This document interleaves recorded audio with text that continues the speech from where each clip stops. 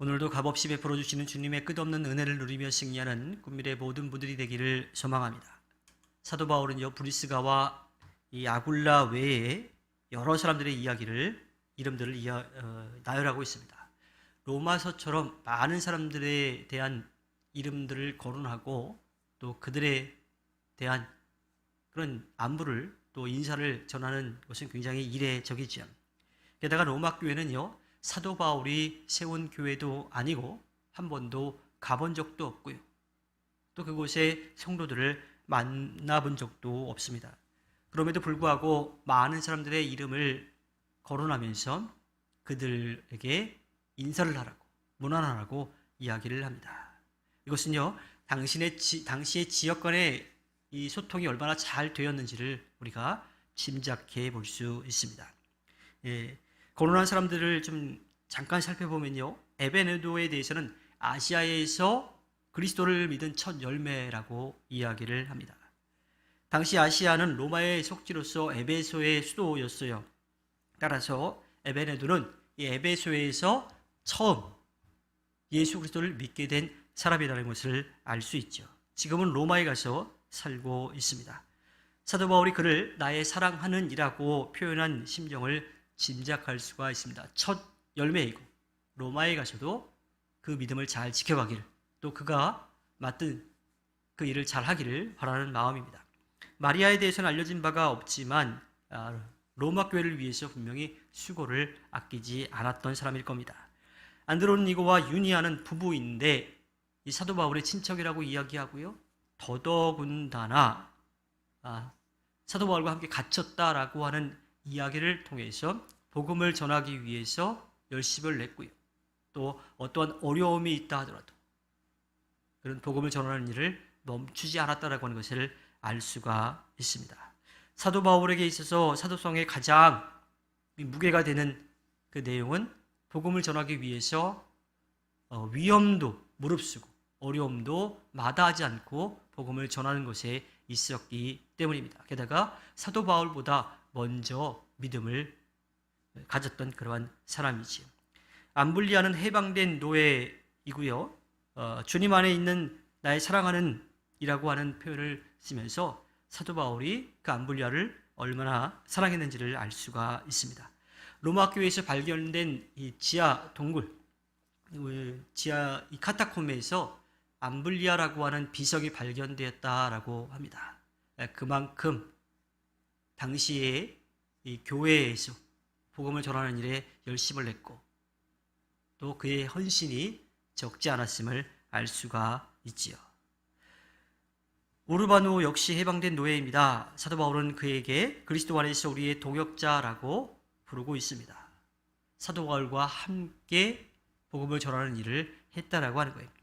스다구라고 하는 사람은 알려진 바가 없지만 사도 바울은 그에게도 역시 나의 사랑하는 이라고 말하고 있어요. 그리고 아벨레에 대해서는 그리스도 안에서 인정받은 사람이라고 하는 칭찬을 덧붙입니다.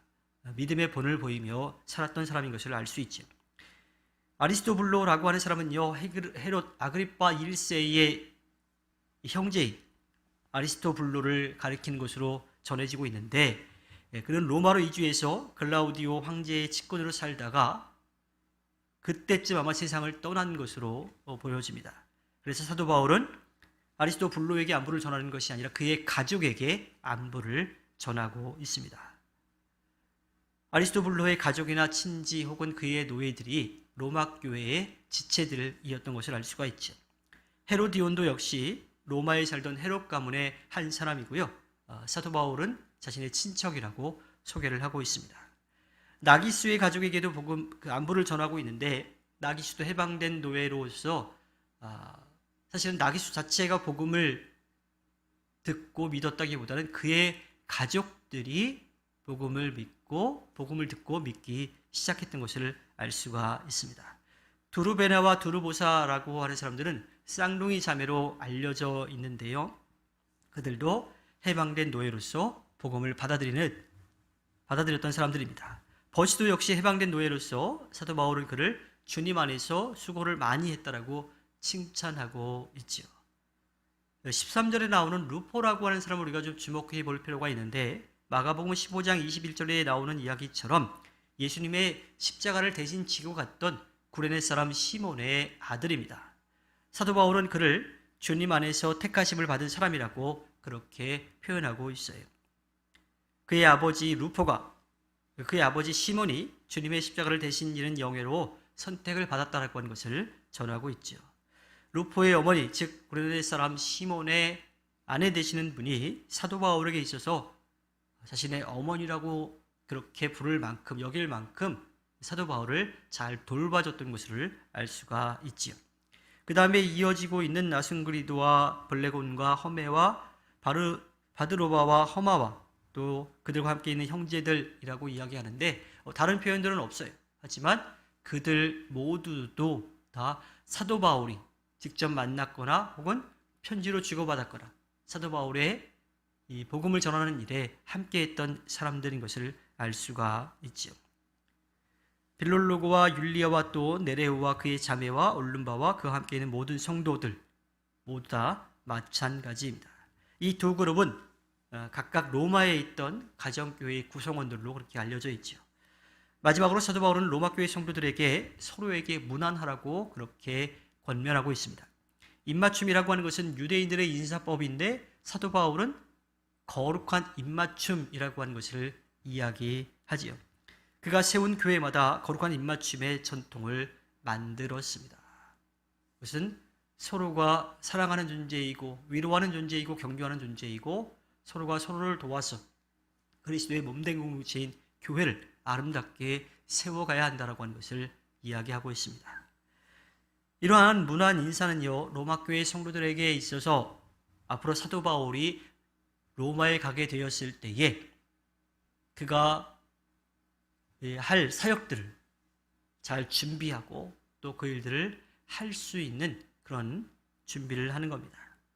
또한 이것은요, 이 편지를 읽는 사람들에게 있어서도 로마 교회 안에 어떠한 성도들이 함께 있었는지를 알 수 있게 됩니다. 유대인과 이방인, 여성과 남성, 죄인과 노예, 또 높은 자리에 있거나 낮은 자리에 있는 사람, 부자와 가난한 사람, 이런 사람들이요, 자신들이 가지고 있던 배경 이런 것들을 다 내려놓고 예수 그리스도의 몸을 이루어가는 한 지체가 되었다라고 하는 겁니다. 물론 갈등과 아픔을 겪기도 했어요. 하지만 서로를 좀 더 성숙하게 만들어가는 그러한 과정이었습니다. 사도 바울은 이렇게 자신이 알고 있는 사람들, 또 자신이 가야 될 그 로마 교회 성도들에게 그 사람들을 소개하고 또 그 사람들이 어떠한 일을 했는지 전하고 자신이 갔을 때 그 사람들과 함께 복음을 전하는 일에 열심을 내자라고 그렇게 안부를 전하고 있습니다.